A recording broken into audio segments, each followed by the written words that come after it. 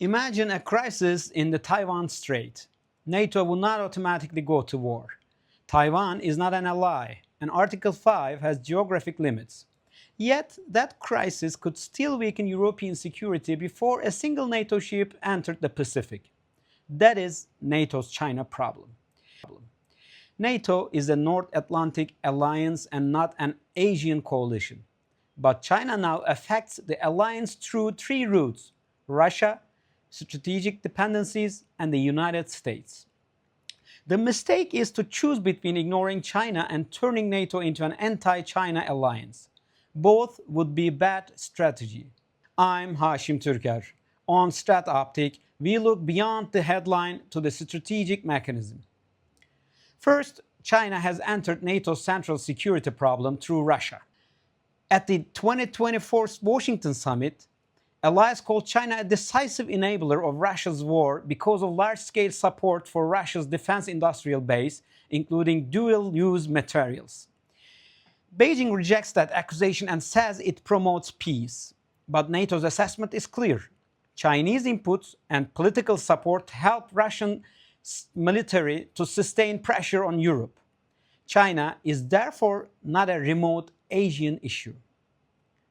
Second, the contest already runs through allied societies. NATO's 2022 strategic concept identifies cyber operations, critical infrastructure, technology, strategic materials, and supply chains. This matters because military readiness depends on civilian networks, ports, telecommunications, satellites, semiconductors, rare earths, and power grids. A country does not need to attack NATO territory to gain leverage over NATO decisions. Dependency can delay mobilization, fracture political unity, or raise the cost of resistance. This is where NATO has a legitimate role. Common risk assessment, resilient infrastructure, secure communications, and supply chain diversification, not indiscriminate economic decoupling. Third, China changes NATO indirectly by changing American priorities. A serious Indo-Pacific crisis would demand US submarines, long-range aircraft, missile defense, logistics, intelligence, and munitions. Many of those capabilities also matter to Europe's defense.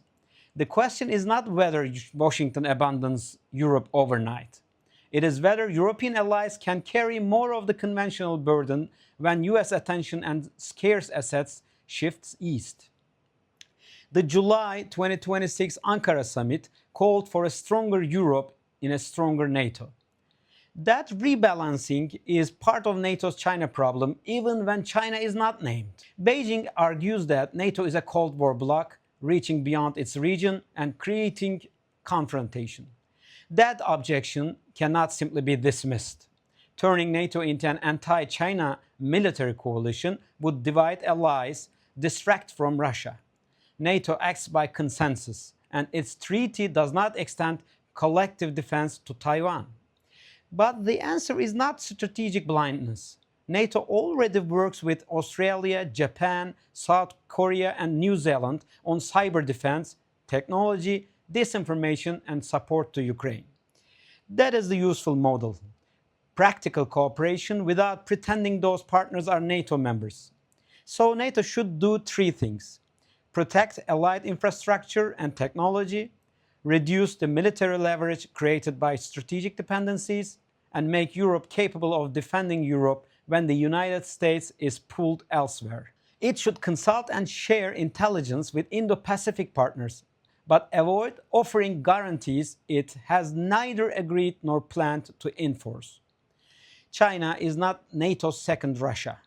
The problem is more difficult. China can alter NATO's security without attacking NATO, and NATO must respond without losing its geographic purpose. The alliance succeeds only if it can connect the theaters without confusing them.